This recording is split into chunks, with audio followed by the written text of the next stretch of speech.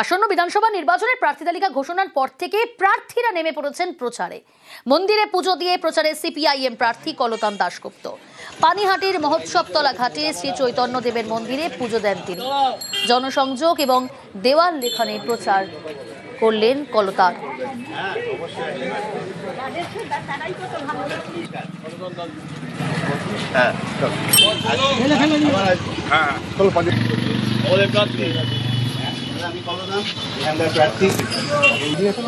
আমার তো অন্য জায়গায় আসে, এই তো খবর কেন জানোই, সেখান থেকে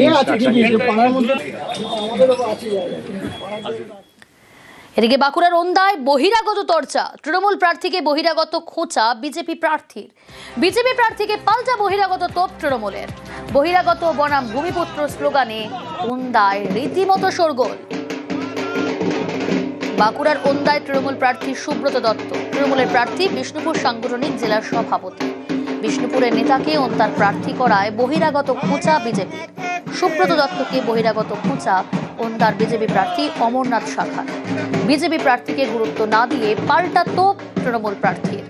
প্রার্থী ঘোষণা হতেই ওন্দায় প্রচারে তৃণমূল বিজেপি।